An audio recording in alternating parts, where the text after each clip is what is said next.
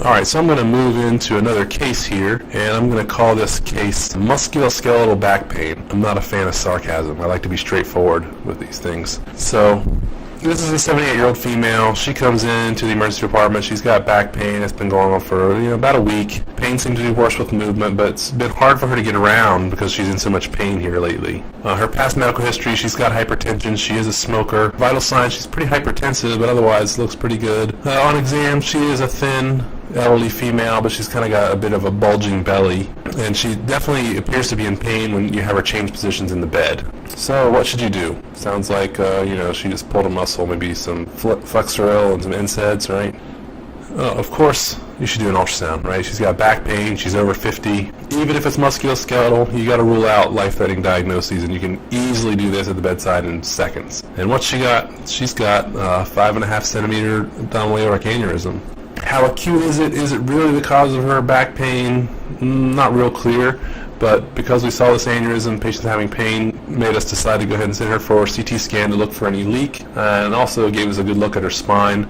She didn't have any new compression fractures or spine lesions, but she did have this large aneurysm. It was not leaking, but because it was so large, it was beyond the threshold for surgery. She was actually admitted to the hospital and underwent a semi-elective repair, and actually did very well. Went out of the hospital about 6-7 days later.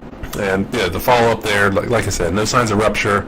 She was admitted for repair and actually did very well. So just lessons here. If you're not thinking of it already, think about the aorta, and anybody with abdominal flank back pain, especially if they're over 50 or so, if they've got these complaints, you need to be looking at their aorta. And not just the back flank abdominal pain, but also anybody that's in shock or cardiac arrest, or if they've got any evidence of embolic phenomenon.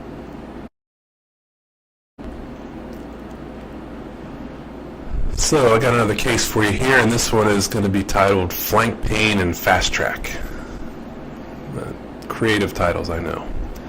So this is a 68-year-old male who comes in with flank pain, radiates into his groin. Pain seemed to start yesterday, and he's pretty healthy, really.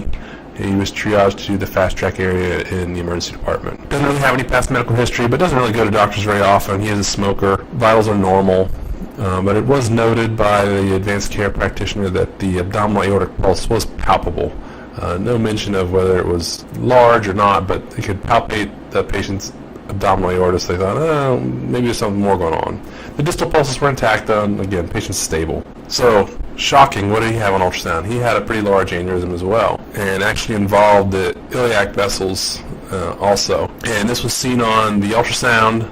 And then so that led us to take the patient out of the FASTTRACK area and over into the main emergency department and send this patient for a CAT scan that did show, in this case, a fairly contained leak down near that iliac vessel. So this patient actually went to the operating room and was able to have a endovascular repair. And he actually did pretty well post-operatively as well. But without this, patients triaged to FASTTRACK, and luckily we felt that aortic pulse and investigated it further, but he could have very easily been thought to be kidney stone or musculoskeletal back pain. He could have gone down a very long road working this guy up, whereas instead within minutes we've got a pretty good diagnosis. Our differentials significantly shortened, and we're able to figure this out in a more focused manner and get this patient the right care.